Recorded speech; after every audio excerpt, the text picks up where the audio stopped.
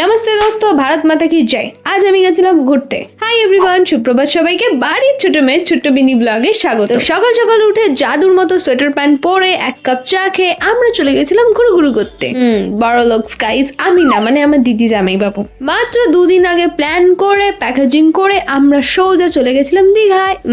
যদিও এত এক্সাইটমেন্টের চক্করে আমি আর নাড়ু সারা রাস্তা ঘুমিয়েই এসছি। খুশি দেখা হ্যাঁ হাম দোনোকে চারে পে। ইতিমধ্যেই আমাদের নাড়ুর মাকে পকাচ্ছিল যাতে একটু লাঞ্চ একটা হিল সাফিস হয়, বেডরুম থেকে টুই করে বেরিয়ে দেখি এত বড় একটা সুইমিং পুল। খুশি মে আসু নিকাল গায়া আই আমরাও বেশি দেরি না করে ঝপঝপ করে বসে গেছিলাম লাঞ্চে। তু নজর মত দেনা, আর দিয়ে দিলে কোনো লাভ নেই, খেয়ে দুদিন আগে হজম করে দিয়েছি। এইদিকে পেট পুজো কমপ্লিট করে সোজা চলে গেলাম সুইমিং পুলে। বাট আব ক্যা হি বাতায়, এত জল ঠান্ডা মনে হচ্ছে ডিপ ফ্রিজের জলকেও এখানে ডাইলা দিছে। তাই একবার চুবনি খেয়ে রাম করে সোজা চলে গেছিলাম নাড়ুর সুইমিং পুলে। এইদিকে কন করে কাঁপছি, কিন্তু আমাদের দুজনকে জল থেকে আর কে ওঠায়। তারপর একটু বকাঝকা খেয়ে সোজা চলে গেলাম ঘরে।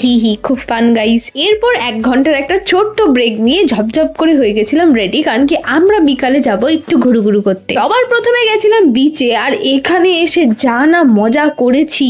আমাদের দুজনকে দেখে আমার দিদি জামাই বাবু ফ্রাস্ট্রেটেড হয়ে গেছে। তাই বিচে বসে ঘর বাড়ি উনান সমস্ত কিছু বানানোর পর আমরা চলে গেছিলাম আবারও একটু পেট পুজো করতে। না বেটা ডরনা নেই হ্যাঁ, এই নিয়ে আমরা 2 নম্বর আইসক্রিম খাচ্ছি। এরপর আমরা আবারও একটা আইসক্রিম খাবো। মানে মানুষ চরম লোভা হলে যা করে। তারপর বাড়ি যাওয়ার পথে আমরা দর্শন করলাম জগন্নাথ দেবের এই সুন্দর মন্দির। তোমরা কারা এখানে এসছো কমেন্ট করতে কিন্তু একদম ভুলো না। আর হ্যাঁ, দীঘার কিন্তু নেক্সট পার্ট খুব তাড়াতাড়ি আসছে। তো আচ্ছা চলতা হুঁ, দুয়া মে ইয়াদ রাখনা। এরকম দুষ্টু মিষ্টি সিরিজ দেখতে হলে বাড়ির ছোট আমাকে সাবস্ক্রাইব করতে ভুলো না। টাটা সবাইকে, হুশ।